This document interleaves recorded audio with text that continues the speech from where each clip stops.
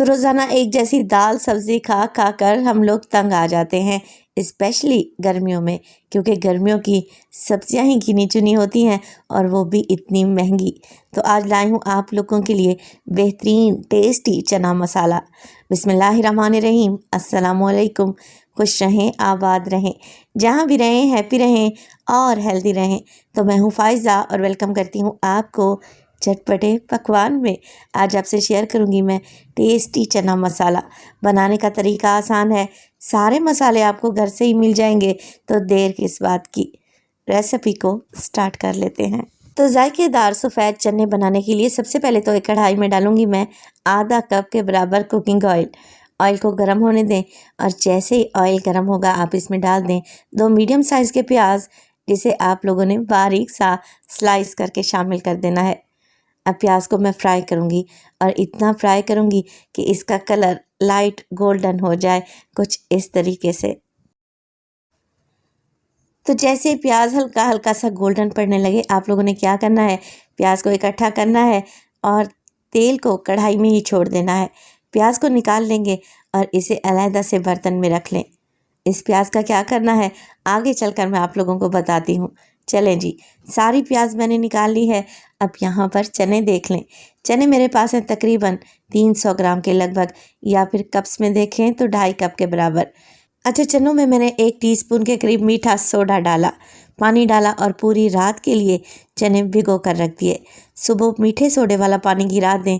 चनों को 2 से 3 पानी में अच्छे तरीके से धो लें और प्रेशर कुकर या पतीली में आप इन्हें सॉफ्ट कर लें, गला लें। चने अच्छे तरीके से गले हुए होने चाहिए। जितने चने सॉफ्ट होंगे सालन उतना ही टेस्टी बनकर तैयार होगा।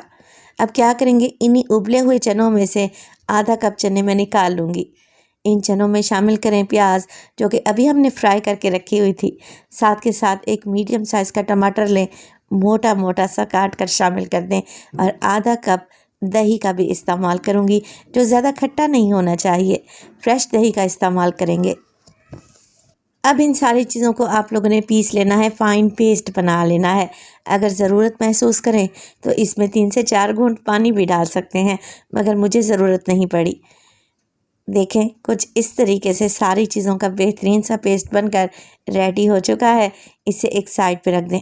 अब जो कढ़ाई में ऑयल बच गया था ना, उसमें आप लोग डालें 1/2 टेबल स्पून साबित सफ़ेद ज़ीरा और 1 टेबल स्पून भर के अदरक और लहसुन का पेस्ट।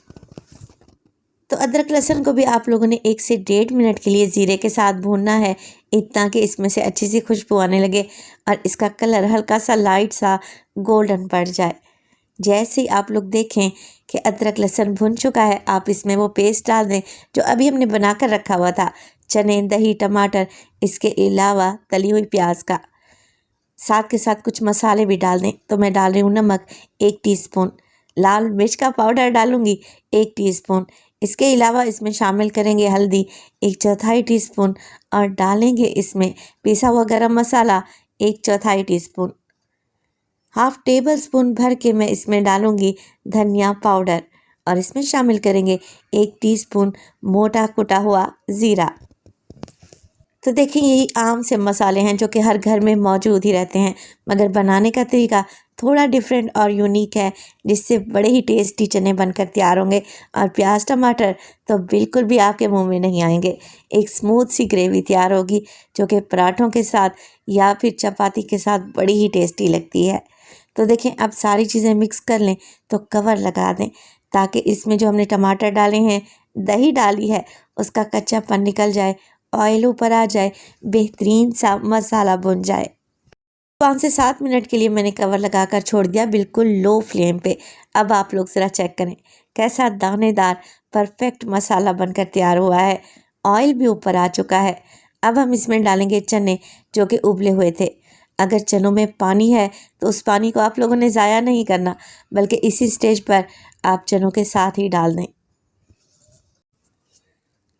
तो मिक्स कर लेते हैं चने ग्रेवी में, अच्छे तरीके से मिक्सिंग करें। अब यहाँ पर आप लोगों पे डिपेंड करता है कि आप चनों की कितनी ग्रेवी या शोरबा तैयार करना चाहते हैं। तो मुझे हल्का सा शोरबा कम लग रहा है, मैं इसमें डाल दूँगी मज़ीद आधा कप पानी आधा कप के बराबर इसमें चनों वाला पानी ऑलरेडी मौजूद था, जो कि मैंने साथ ही ऐड कर दिया था। साथ के साथ डालेंगे इसमें 4 से 5 हरी मिर्चें कट लगा कर शामिल कर दें तो अच्छी खुशबू और जायका आएगा। मिक्स करें, कवर लगाएं और लो फ्लेम पे 10 मिनट के लिए पका लें। तो माशाल्लाह से 10 मिनट के बाद चने हमारे तकरीबन तैयार हो चुके हैं। चलें जी, इन्हें चेक कर लेते हैं। ऑयल ऊपर आ चुका है और आप लोग देख रहे हैं फ्लेम को मैंने बिल्कुल लो रखा हुआ था। एक स्मूथ सी ग्रेवी बन चुकी है और माशाल्लाह से चने अच्छे खासे थिक नज़र आ रहे हैं। बस जी इसी स्टेज पर डालें इसमें ढेर सारा हरा धनिया, फ्लेम को ऑफ कर दें। मैं आपको ज़रा चेक करवाती हूँ कि ये कितने टेस्टी लग रहे हैं। जायके में भी लाजवाब है, आप तो इन्हें चम्मच से ही खा जाएंगे। तो आज ही इस रेसिपी को ट्राई करें।